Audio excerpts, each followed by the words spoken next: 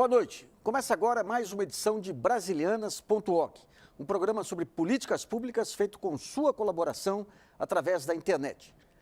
O clima já não é mais o mesmo. A todo instante vemos no mundo notícias sobre eventos naturais inesperados e muitas vezes em regiões que nunca antes tinham convivido com tais fenômenos. A dificuldade em prever e a impossibilidade de controlar as ações da natureza alteram a relação da humanidade com o meio ambiente e trazem novos modelos produtivos. Mudanças climáticas é o tema do Brasilianas.org de hoje. Para o debate, recebemos aqui no estúdio Edmo Campos, que é professor titular do Instituto Oceanográfico da USP. O Ricardo Felício, que é professor doutor em climatologia do Departamento de Geografia da USP. O Ladislau Dalbor, que é professor de economia da PUC São Paulo. E temos ainda a presença de convidados aí ligados ao tema. O Mário de Carvalho Fontes Neto, que é engenheiro agrônomo, responsável pelo blog Grande Farsa do Aquecimento Global. Ricardo Oliani, que é coordenador de jogos e projetos de mobilização comunitária do Instituto Acatu. A Juliana Abramides, que é assistente social da PUC São Paulo. A Marilena Lino de Almeida Lavorato, que é presidente do Comitê de Sustentabilidade do Instituto Mais. E o Mark Kennedy Land, que é empresário. E contamos também com a colaboração de internautas que acessam o nosso site www.brasilianasorg.com.br. Você também pode participar fazendo comentários, trazendo temas, enviando suas perguntas.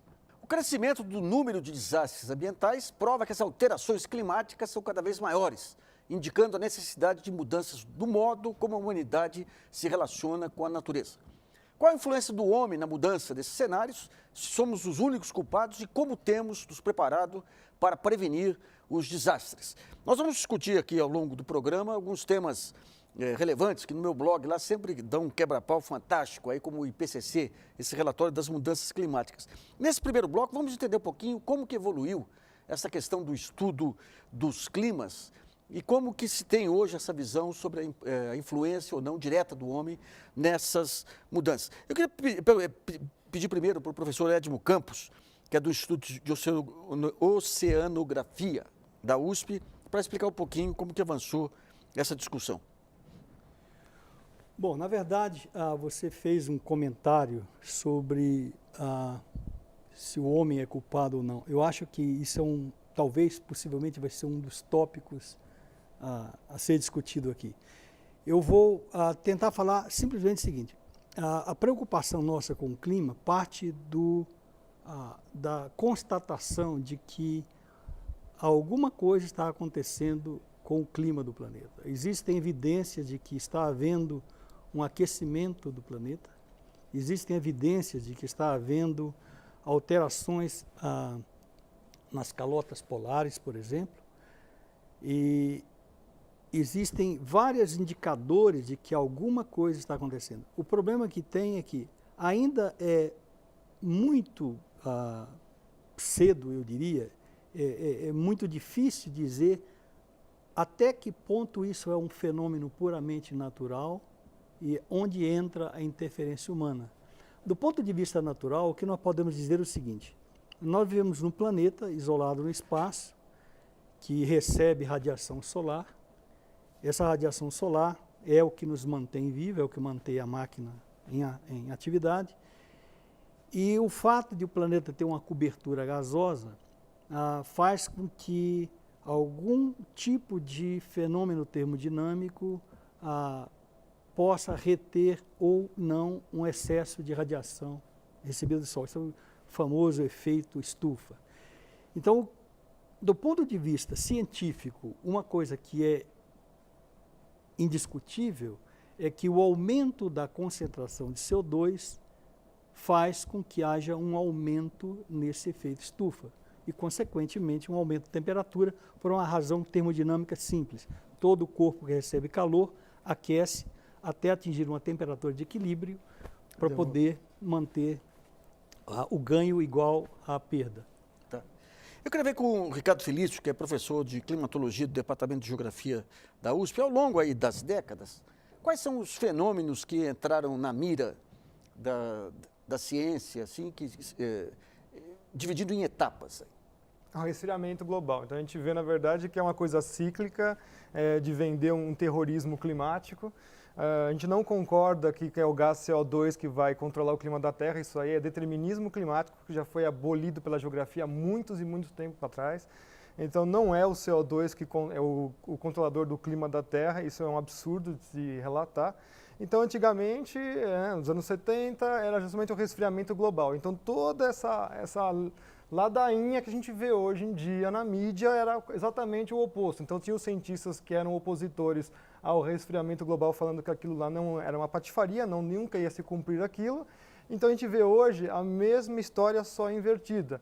Então o pessoal que fala que o planeta vai esquentar, esquentar, esquentar, e o pessoal que está com os pés no chão dizendo, não, isso não pode acontecer. A gente não tem controle sobre essa máquina climática, justamente porque a nossa influência no clima é muito insignificante, é local, não é global. E isso está difícil de colocar na cabeça das pessoas. Quando a gente diz, tem o pessoal isso e o pessoal aquilo, é rigorosamente incorreto, né? Quer dizer, a massa dos cientistas que trabalham com a área climática não tem, e tem pesquisas amplas de opinião sobre todos os cientistas, muito além do IPCC, e tem realmente uma minoria extremamente limitada que considera que é uma farsa, que enfim, que não há nada disso, mas no plano científico não há dois, pessoal daqui e pessoal dali, né? Há uma visão científica que inclusive codifica o que é ter certeza. Ter certeza não é 100% sobre os processos. Considerando que o aquecimento global pode gerar impactos absolutamente desastrosos para o planeta, quando você tem essa possibilidade, você não espera ter 95%, 99% de chance de ter o problema. Se você vai numa autoestrada à noite, tem muitas luzes piscando, a probabilidade é pequena que haja um problema realmente no meio da estrada, mas você reduz a velocidade, né? É um princípio da precaução, né? E hoje, em termos científicos, há uma convergência de visões que não são dos climatólogos, porque o clima tem impactos, por exemplo, sobre a vida nos mares, sobre a acidificação dos oceanos, tem impacto sobre o momento em que eclodem determinadas larvas, tem impacto sobre em que latitudes vão florescer determinadas plantas, né? E o conjunto das áreas científicas converge para esse aquecimento, né? É verdade que há dúvidas, e essa é perfeitamente legítima, sobre o seguinte: qual é a parte do fenômeno natural, né, desses ciclos climáticos que existem, e qual é a parte que é resultado da atividade humana.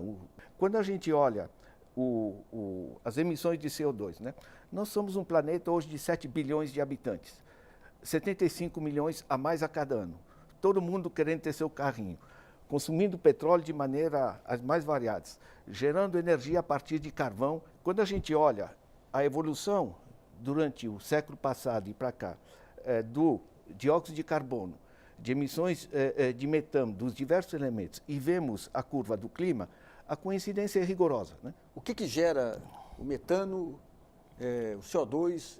Dá uma aulinha rápida e didática aí para situar o nosso telespectador. Bom, eu não sou um especialista em química da atmosfera, mas eu posso dizer o seguinte: o CO2, existem vários emissores naturais. O CO2 é parte do sistema climático. Agora, existe a contribuição antrópica, que é o resultado da atividade humana, industrial. E o metano está muito relacionado com atividades como, por exemplo, a criação de gado, o cultivo de arroz em regiões alagadas, que são processos que induzem o aumento da emissão desses gases. Então, gases de efeito estufa são vários. O metano, o gás carbônico, possivelmente entre os mais importantes. E a atividade humana tem contribuído muito, sim, para o aumento da emissão desses gases. Ricardo, para entender um pouquinho aí a divisão, essa divisão de divisão aí em relação a essa questão do clima, o que são os diversos grupos que compõem essas visões diferenciadas sobre o clima? Eles estão ligados a linhas de pensamento, por exemplo, pessoal de climatologia, pessoal oceanografia? O que é que... Não, estão ligados a dinheiro mesmo, né? Então a coisa virou uma máquina de fazer dinheiro. Então o CO2 não controla o clima da Terra. Vou dar um exemplo bem didático para o telespectador entender. Você imagina se você dividisse toda a atmosfera em uma cidade com 100 bairros, tá? Você separa um bairro com 100 casinhas. Dessas 100 casinhas, 3 casinhas vão ser o CO2. Isso todo o CO2 do planeta Terra. Para vocês imaginarem o quanto que é a ação humana nisso daí, seria então menos que a casinha do cachorro de uma dessas casas. Então, não tem como. Agora vamos falar quem que realmente controla o clima da Terra. É o vapor de água. E aí ele inunda 4 bairros com 100 casas. Então nós estamos falando de uma coisinha que é menor que a casinha do cachorro de uma das casas de um bairro de 100 casas. Nós estamos falando de 4 bairros que estão inundados com um negócio chamado vapor de água. E é esse sim o sujeito, o elemento aqui que controla o clima da Terra, que está associado com os oceanos. Então quem é o grande controlador do clima da Terra? É extraterrestre. A variação solar, os raios cósmicos, no sistema terrestre, os oceanos, os vulcões, a atividade humana é ínfima. Então, o que na verdade está se querendo fazer é controlar o desenvolvimento dos países. É essa que é a grande discussão. Então, os cientistas, que são chamados de céticos ou de negacionistas, que é uma coisa pejorativa para os cientistas que realmente estão defendendo esta linha, eles não têm sequer 1 centavo de financiamento. Eles são perseguidos academicamente. Eles são perseguidos por ONGs que são envolvidas com política. Então, quando a gente vai vendo isso, olha, eu participo de programas de televisão e a minha fala é distorcida nos programas de televisão. Eles sempre fazem alguém rebatendo a minha fala. Então, por que, né, se eu estou completamente errado no sistema democrático, por que eu não posso falar? Por que não existe debate científico quando a gente coloca lá os pesquisadores que levam essa coisa realmente a ferro e fogo e o pessoal que a gente chama de aquecimentista, que recebem as maiores fábulas de dinheiro para fazer pesquisa? Mas daí tá um jogo de desqualificação recíproco. Sim, não, mas na verdade é um jogo desigual. Nós estamos aqui está igual, né? Aqui eu espero que seja, mas na academia nossos pesquisadores têm que trabalhar e levar a sua pesquisa. Eles não têm financiamento, não adianta pedir porque não recebe. Eu vou perguntar para o Mário Carvalho Fontes Neto, que é engenheiro agrônomo, e tem um blog, A Grande Farsa do Aquecimento Global. Conta um pouquinho como surgiu o blog aí, que tipo de trabalho que vocês estão fazendo.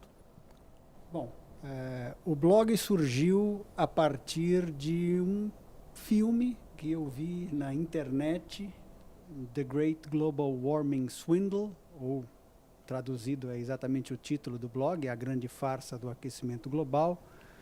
Esse filme foi ao ar na Inglaterra em 2007, março de 2007, se eu não me engano, no Canal 4.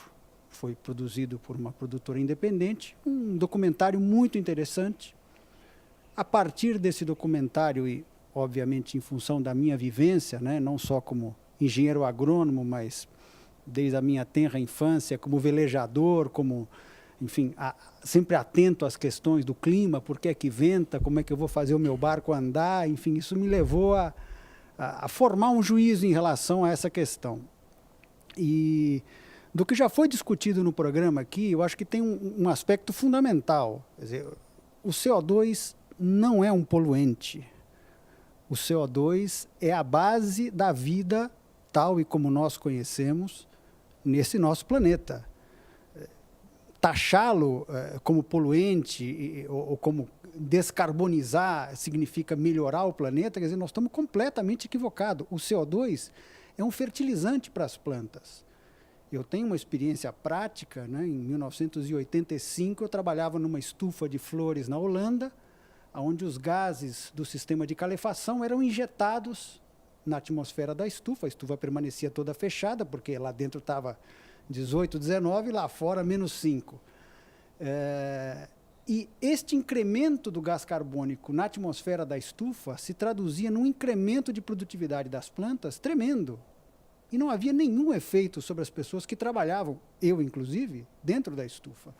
Eu repeti esse experimento anos depois, numa fazenda onde eu produzia flores, eu usava CO2 líquido injetado na água da irrigação, no sistema de irrigação por gotejamento, e as plantas respondiam tremendamente à fertilização com CO2. Então, essa questão bem Bastante quente polêmica. aí. O que está quente é o ambiente aqui, tá bom. Eu queria ver com a Marilena Lavorato, que é presidente do Comitê de Sustentabilidade do Instituto Mais, como que essa discussão acaba rebatendo nas ações objetivas aí da sociedade civil. Olha, vou falar de uma forma bem simplificada, né? Eu acho que a discussão ela sai do mundo científico, né? Ele só dá embasamento para defesas da sociedade civil, né? E também, falando de uma maneira muito simples, eu não sou planta e eu não gosto de respirar gás carbônico parado na marginal Tietê. Isso eu sei que o meu médico já falou que faz mal para o pulmão, né? E o que eu gostaria de falar é o seguinte: cada vez mais tem ONGs comprometidas em ouvir o que os cientistas têm a dizer, evidentemente, e, de alguma maneira, compartilhar isso com a sociedade. A gente só vai ter uma massa crítica para realmente construir a tua própria opinião a respeito de um assunto tão polêmico quanto esse, ouvindo, sim, as diversas versões. Hoje, eu diria que as versões que fazem mais sentido para as organizações, as ONGs, e para a sociedade como um todo, são aquelas que faz, sim, mal para a saúde, que tem o impacto das atividades humanas, realmente tem uma contribuição dentro desse processo. Mas a gente está falando de duas coisas. Uma é a poluição, o efeito sobre as pessoas, e outra sobre o clima, né? Exatamente. Bom, mas nós sabemos que quando você impacta o clima, você tem alguns desdobramentos que impactam a economia e o desenvolvimento dos países. Nós sabemos que isso existe. Então, a cada dia está aumentando aí o nível do mar, né? É o que nós recebemos na mídia, né? Cada dia está aumentando o nível do mar e cada vez mais a gente está vendo a água chegar muito próximo da gente. Então, deixa eu perguntar então para o Edmo. Quer dizer, estão havendo mais desastres naturais efetivamente, ou o que está ocorrendo hoje é uma questão de mais divulgação desses desastres? Nassif, se me permitir, eu gostaria de fazer 2 comentários antes de responder a sua pergunta.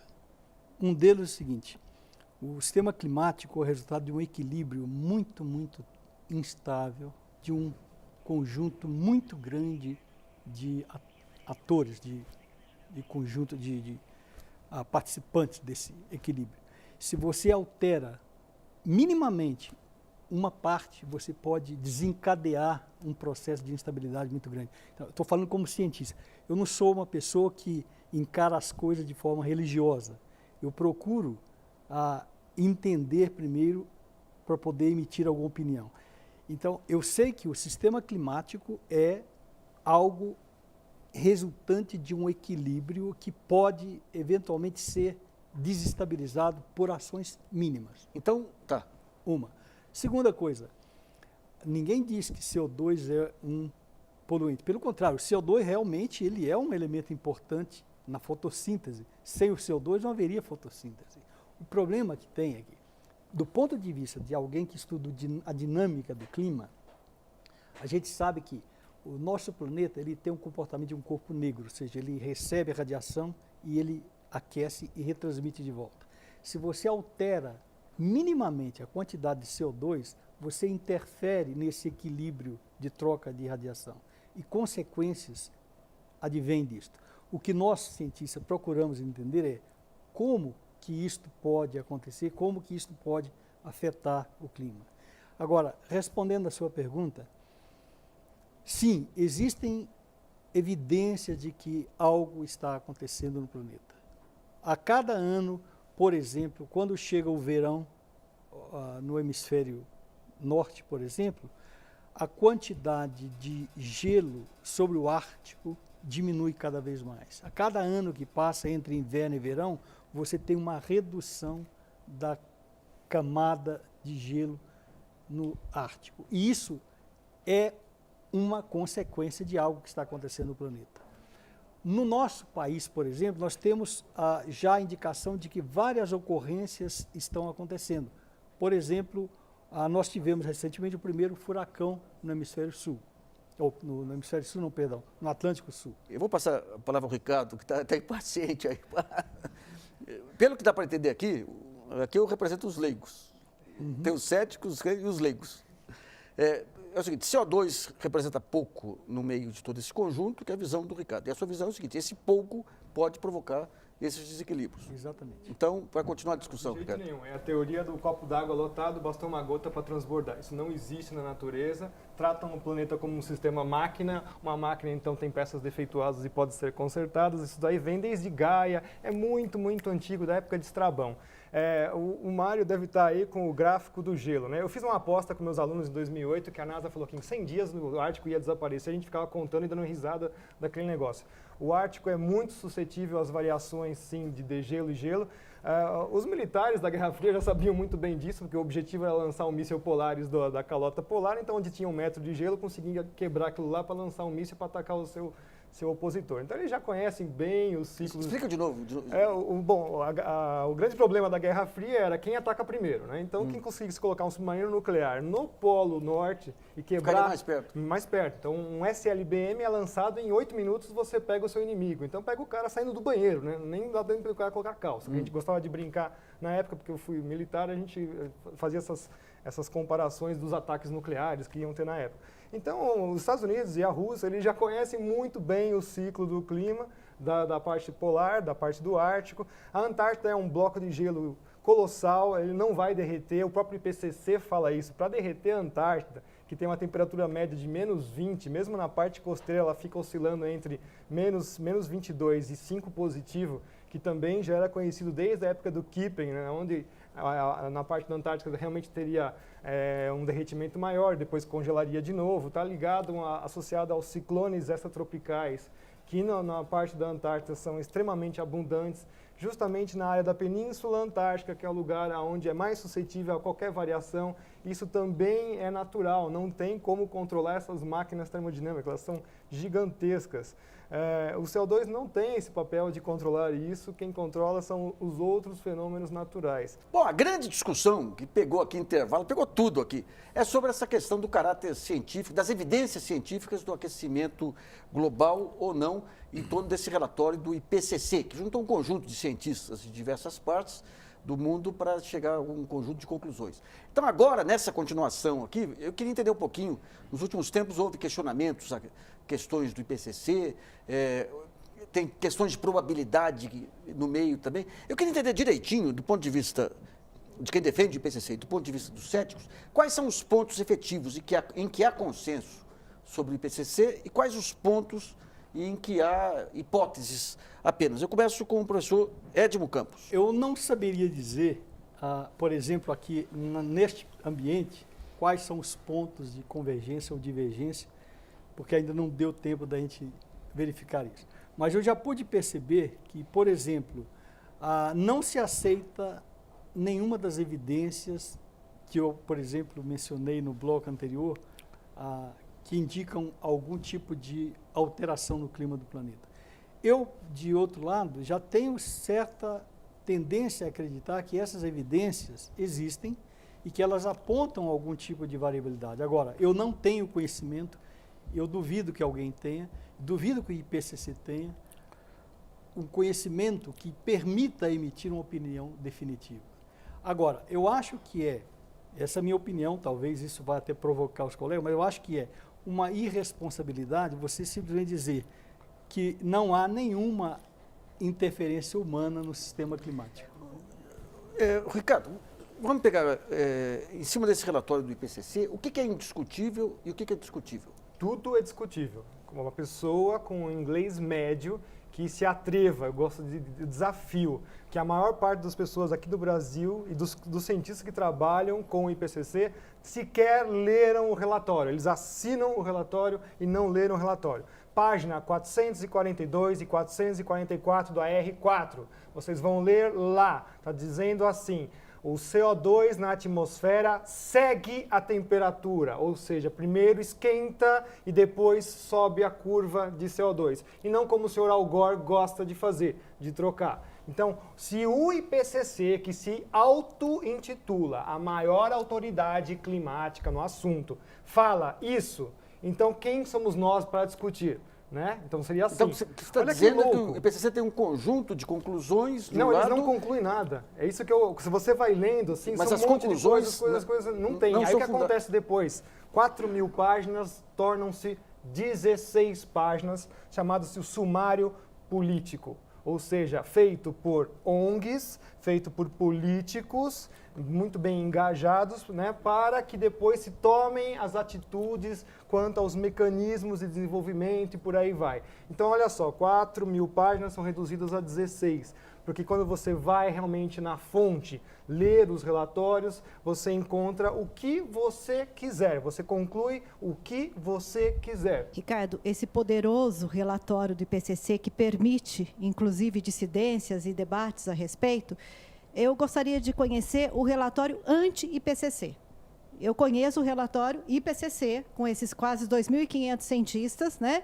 Mas eu conheço visões unitárias, como a sua e de alguns que não se tornam 2.500. Por que vocês não se unem e fazem um relatório para combater o relatório do IPCC? A comunidade não científica ia ser beneficiada e poderia criar uma opinião com muito mais embasamento. Eu já vou quebrando logo a ideia dos 2.500 cientistas. O IPCC não tem mais 2.500 cientistas. Mas me responda se eu tenho um relatório anti-IPCC. É o NIPCC. Assinado por quantos cientistas? Tem mais de 30.000, que é o Petition Project. Acho que depois eles devem conhecer e podem falar mais sobre isso. Mas então, só em 2008, 650 cientistas do IPCC disseram tchau, tira meu nome desse negócio. Isso está no Minority Report do Senado americano, falando, e tem lá uma página para cada cientista criticar o IPCC. Vocês estão manipulando as coisas. A gente fala uma coisa, olha, pode acontecer isso, isso e isso, vocês vão lá e filtram e só colocam o que vocês querem. Eu gostaria de um relatório no mesmo padrão.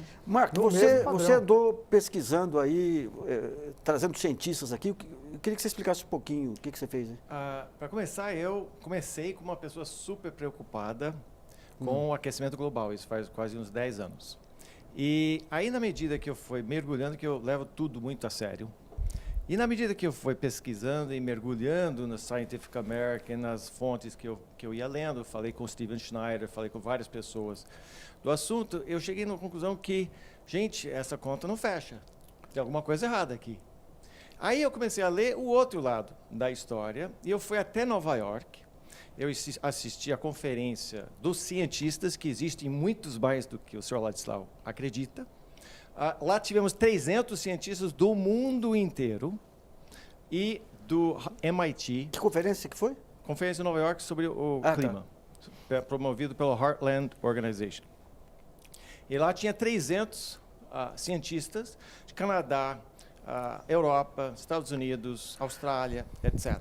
E eles não foram dados voz nenhuma pela mídia na época, para começar. Eu, pessoalmente, conversei com Willie Soon, Dr. Willie Soon, da Harvard, astrofísico. Eu, pessoalmente, conversei com Richard Lindzen, da MIT, diretor de atmosféricas lá do MIT. Eu trouxe para o Brasil Bjorn Lomborg, Patrick Michaels, etc. Então, eu conversei e conheci pessoalmente esses cientistas que estão tentando ter voz, que nem o Ricardo está dizendo, e a mídia não está aceitando. Deixa eu perguntar para o Ricardo Oliani, que é coordenador de jogos e projetos de mobilização comunitária do Instituto Acatu. Como que esse tema das mudanças climáticas e tudo interfere, positivamente ou negativamente, nos recursos e no trabalho que o Instituto faz? A gente trabalha com os modelos de produção e consumo, e a gente tem as informações que não chegam hoje para a ponta.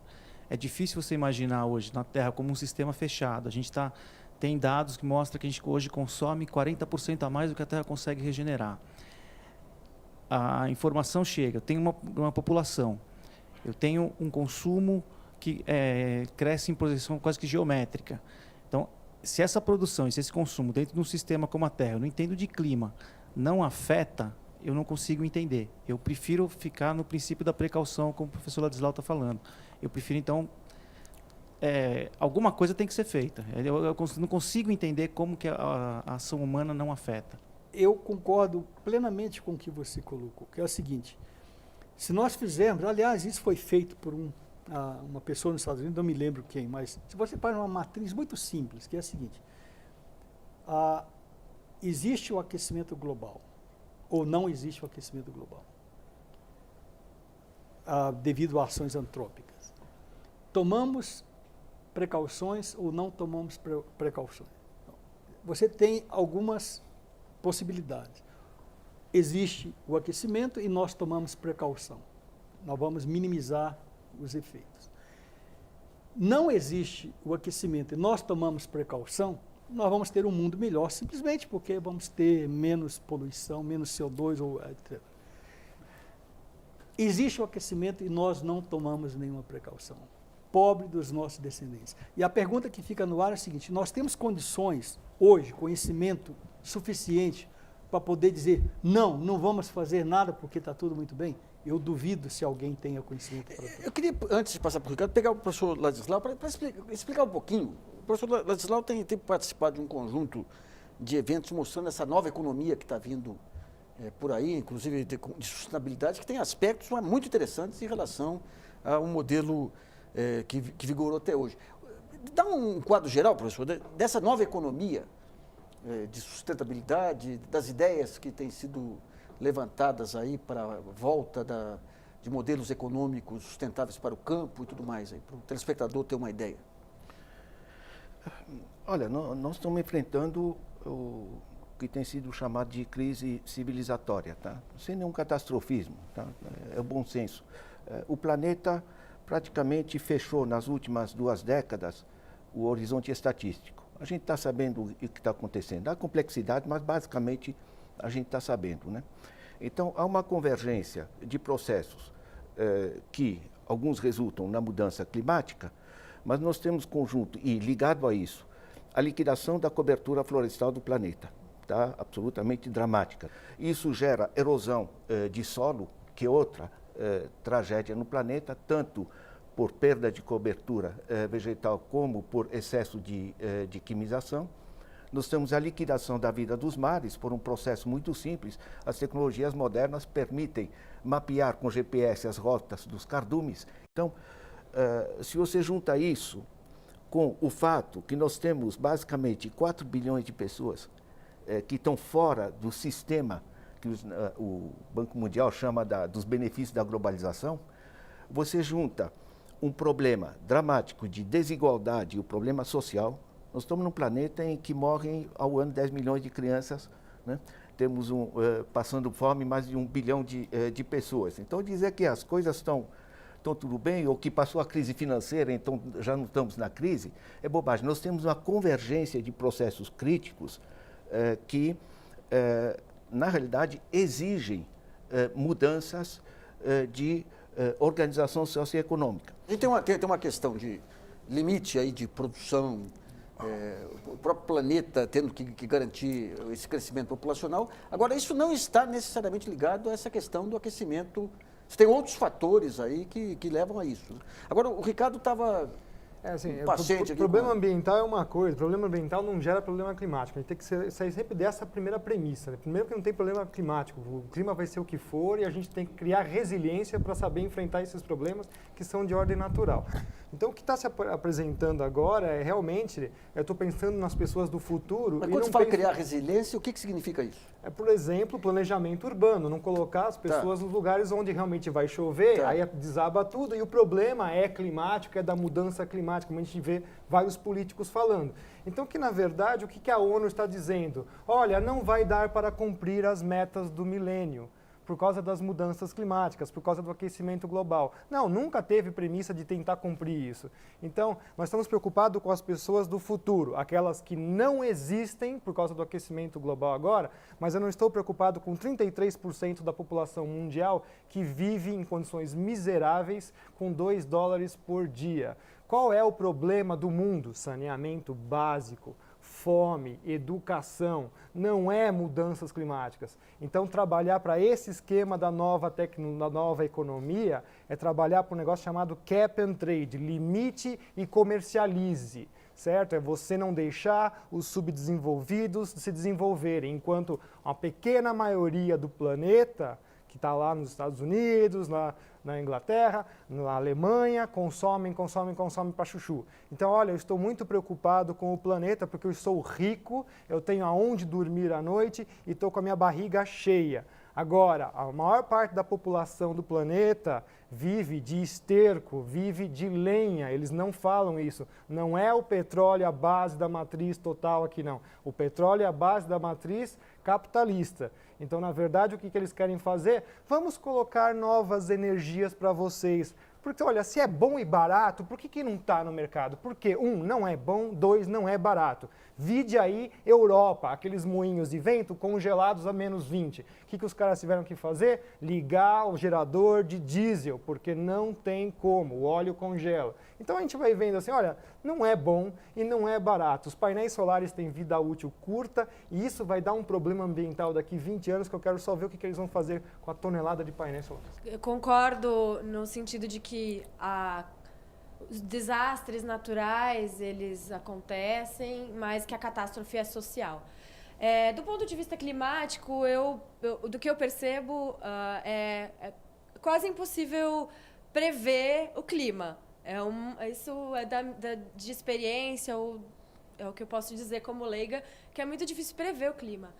Mas, do ponto de vista do caminho que a humanidade tomou há 221 anos, desde a Revolução Francesa, em que há uma mudança societária e que há uma destruição catastrófica, crescente, nesses 221 anos, muito maior do que todo o período anterior que a gente viveu, é sim uma responsabilidade ético-política e decisória desse modo de se viver em sociedade. Então, é possível viver de outras formas. Se a gente for pensar do ponto de vista da cidade, é isso que eu gostaria de trazer e perguntar assim, o que está acontecendo com as populações que não têm onde viver, que tem que buscar córrego, pirambeiras, fundo de vale, de áreas desafetadas que sobraram, enfim. E aí a catástrofe acaba sendo exatamente para as populações empobrecidas. Do ponto de vista, seria muito possível, sim, eu acredito nas energias limpas e vejo que enfim, foi uma batalha até conseguir, agora a gente está fazendo um projeto de extensão universitária em 2 favelas em Taboão da Serra, para a gente conseguir convencer a Caixa Econômica Federal a financiar um projeto piloto para a instalação de aquecedores solares de baixo custo. Foi uma batalha e eu tenho visto que é difícil conseguir financiamento para pesquisas de energias limpas. As ações do presente indicam um futuro mais consciente. Hoje entra em cena novas formas de produção, reciclagem, gestão do lixo e consumo consciente. Mas será que os desastres naturais podem ser contidos? O Ricardo coloca que esses desastres são muito mais frutos do mau planejamento urbano do que de questões climáticas. Eu pergunto, Ed, hoje com esse avanço aí de satélites, de acompanhamentos climáticos, tudo, é possível ter um controle maior sobre a prevenção do que vem pela frente? Ou ainda a parte essencial continua sendo do planejamento racional das cidades e do campo? Tá, eu vou dar um exemplo ligado à minha área. Em 2004, quando ocorreu o fenômeno Catarina, esse fenômeno ele surgiu como normalmente acontece, que é um ciclone extratropical, que é frequente, mas que de um dado momento ele começou a ganhar força. E a NOAA, nos Estados Unidos, emitiu alguns avisos de que aquilo estava parecendo com um furacão.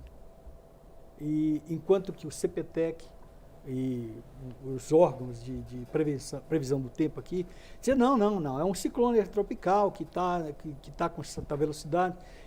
Ou seja, o CPTEC falhou, a USP falhou, todos os órgãos, a Marinha do Brasil falhou, porque não foram capazes de prever. E por uma razão muito simples. Um ciclone extratropical, quando entra no Atlântico, ele se encontra uma temperatura, uma quantidade de calor na superfície do oceano suficiente para alimentar aquilo e ele ganhar força, ele pode vir a ser um furacão, como aconteceu.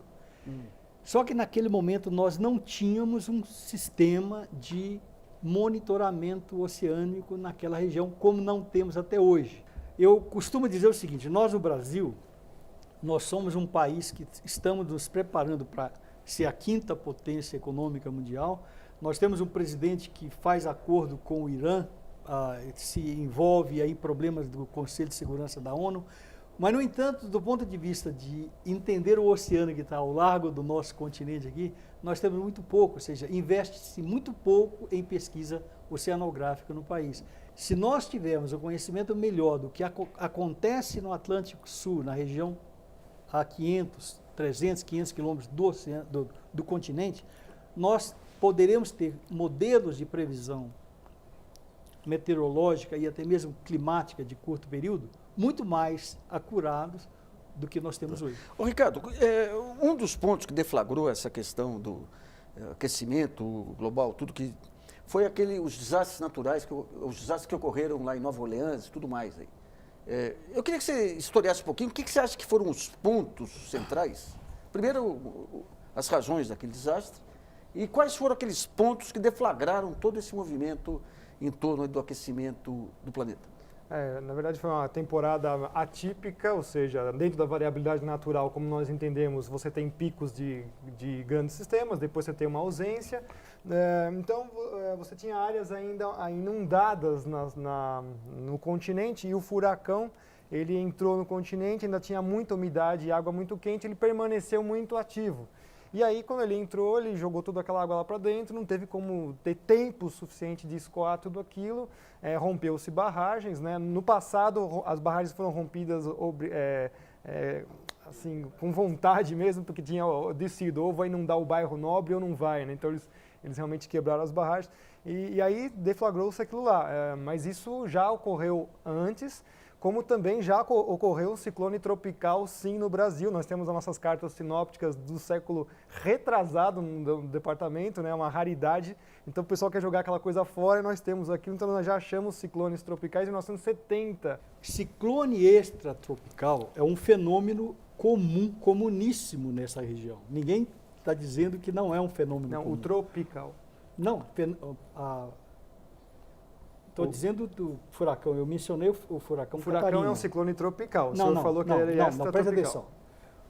O furacão é um ciclone que tem uma determinada O senhor está querendo explicar isso para o meteorologista. Não. Não, eu sei disso. Ele tem uma característica convectiva. Eu preciso explicar para o telespectador. Ele tem uma característica convectiva. Exatamente. O ciclone que o senhor estava mencionando, eu acompanhei ele 15 dias antes. Ele estava estacionado no Atlântico Sul, ele ficou 15 dias rodando. O que aconteceu foi que teve uma grande seca nos estados do Sul e com a sua circulação ele pegava o ar extremamente seco e quente do continente e passava sobre o oceano que estava aquecido. E nisso ele fomentou uma convecção extrema e o sistema tornou-se de extratropical tropical. E o ciclone tropical...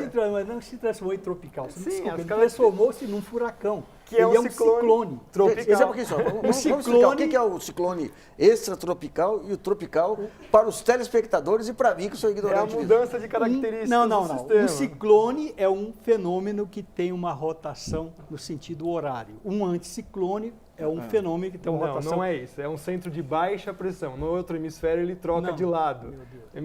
O ciclone é um sistema de baixa pressão. Ele é extratropical quando ele tem uma característica... Mas qual é o sentido de rotação de um ciclone? Depende do hemisfério sul. No hemisfério sul, nós estamos falando do hemisfério sul. Hemisfério sul, tudo bem, mas não é essa a definição. Ficou muito técnico isso aí. Deixa eu passar. Não é essa a definição, tem que explicar certo.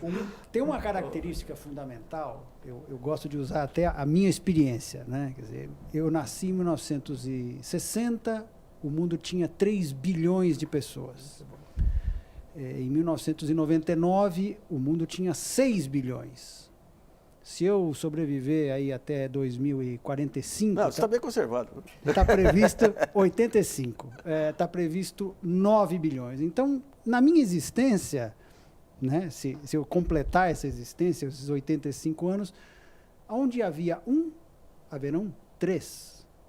Quer dizer, 3 que comem, que demandam, preciso produzir algodão para fazer uma camiseta, preciso fazer sandália, enfim, precisa calçar, vestir, alimentar essa população toda. Então, é inegável que num passado muito recente, um fator tremendamente importante é o crescimento da população. A história do planeta, a história geológica do planeta, quer dizer... Mas vamos só para não misturar as coisas, pegar 2 pontos. Uma coisa é o aquecimento, é o aquecimento se existe ou não aquecimento. Outra coisa, você tem a poluição nas grandes cidades, você tem a questão da ocupação urbana, você tem a questão das indústrias poluidoras, você tem a questão de modo de produção, que de alguma maneira a gente vai ter que trabalhar isso aí também, né? Não tem nada a ver, para os céticos, não tem a ver com o aquecimento Deixa eu solar? completar. Quer dizer, na minha época, no colégio, eu estudo da Amazônia, por exemplo. Chove em média 4 mil milímetros por ano. Os rios mais caudalosos variam entre a época mais seca e mais úmida, cerca de 10 metros o nível do mar, o nível dos rios, né? O ano passado, né? Eu acho que todo mundo passou a conhecer uma região completamente inóspita até então, que foi Trizidela do Vale. Todo mundo ficou sabendo através, né, dos noticiários que Trizidela do Vale estava debaixo do... Enfim, eu conheço, tenho uma amiga que tem fazenda lá na região. Trizidela do Vale era uma região que todo mundo sabia que alagava. Não tinha alagado nos últimos 6 ou 7 anos, e aquela área foi ocupada, mas havia um histórico de que aquela região se alagava. Então, a quantidade de pessoas, e um assunto que foi abordado lá no início, quer dizer, hoje nós medimos, nós conhecemos, nós inventariamos os eventos que ocorrem, e que antigamente a gente fazia isso muito mal. Deixa eu perguntar em relação à geografia, novamente, aí. A gente está falando de um sistema de defesa civil que tem que ter um conjunto aí de instrumentos científicos para poder prevenir, com alguns dias, pelo menos. Isso aí hoje, por exemplo, quando teve esses problemas aqui em Santana do Parnaíba, havia uma probabilidade alta aí de haver desbarramento. É recorrente. E no Rio também havia essa probabilidade. A partir do momento que se tem essa identificação de um problema que possa vir a ocorrer proximamente, quais são os mecanismos que deflagram aí um trabalho de ação pública para impedir desastres maiores? O ruim no nosso país é que a gente trabalha no paliativo e não no preventivo, como é nos Estados Unidos, né? Então, na verdade, a nossa rede está mal desenvolvida. Então, as equipes já deveriam estar precavendo as coisas, né? Como ela gosta de falar, né? Não devia estar morando lá. Então, já não deveria estar morando lá, mas se o sujeito está morando lá, então tem que tirar ele de lá antes de que a coisa comece a ficar pior. E isso existem mecanismos para você saber, olha, tanto de chuva, tantos dias já choveu, quanto que percolou. Então, vamos pegar 2 casos que eu olhei na internet quando teve um desastre no Rio de Janeiro e quando teve aqui em São Paulo também. Daí você entra na questão da defesa civil e estava lá 2 dias antes o seguinte, olha, previsão de chuvas que pode levar a problemas de deslizamento de terra, tudo. Esses avisos todos não tem um sistema integrado que deflagre ações rápidas? Não, tem um sistema integrado, mas a diferença do padrão brasileiro para o americano. Lá, por exemplo, o elemento da defesa civil, ele chega para o prefeito, para o governador, assine aqui, eu estou pedindo para você oficializar as medidas que eu vou tomar. Porque o governador fala, nossa, eu não vou nem mexer nisso, ou o prefeito. O pessoal da Defesa Civil já falou. Por exemplo, eu como meteorologista do aeroporto, eu fechava o aeroporto, não interessa quantos milhões vai custar. Ou seja, se o governante não segue isso, ele incorre em crime de responsabilidade. Aqui é o contrário, exatamente. Aqui é ao contrário. O cara fica com medo de falar com o prefeito que tem que fechar. Mas daí entra um ponto interessante, até para a gente aprofundar nas discussões da internet. Que sempre há uma enorme dificuldade dos diversos políticos e governantes, seja no âmbito federal, estadual, principalmente estadual e municipal, que é que está mais diretamente ligado à população, de impedir a ocupação. Então, os interesses imobiliários são muito fortes aí, de impedir a ocupação na área A, B ou C. E sempre vem aquela torcida ou de reduzir trabalhos de desassoreamento, achando que sempre que a bomba vai explodir lá para frente. O que você está dizendo é o seguinte, então, a solução seria você ter uma estrutura independente de defesa civil, que pegasse, no caso de São Paulo, um IPT, vocês, fizesse avaliações, em cima dessas avaliações, leva para o governante tal risco, comunica oficialmente tal risco, e o governante, se não toma atitude, incorre em crime de responsabilidade. Seria esse o caminho? Os órgãos já existem, mas eles não têm esse poder de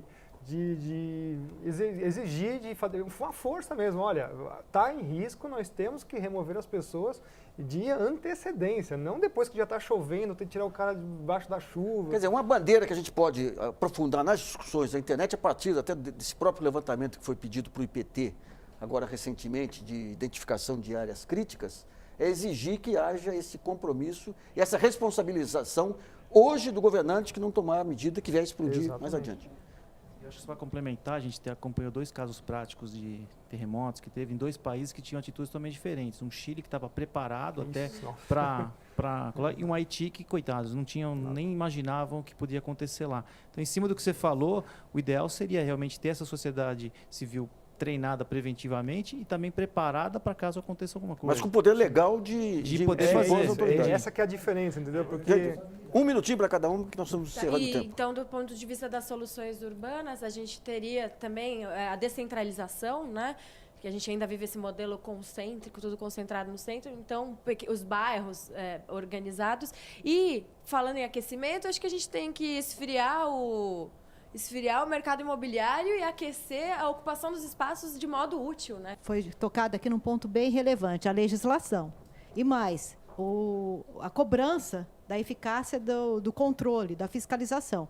Porque no caso do Rio de Janeiro, do aterro, né, é algo totalmente legal. Estamos falando de ocupação urbana e também de legislação ambiental. São Paulo também tem casos, né? Mas por isso que é importante a informação para a sociedade como um todo. Ela tem que saber que ela tem esses direitos e como agir. Muito bom. Acompanhe na programação da TV Brasil o tema que será discutido na semana que vem. E aproveitem para acessar o nosso site www.brasilianasvlog.com.br, mandando suas perguntas, trabalhos e vídeos. Esse espaço aqui também é seu. E a gente se vê na internet.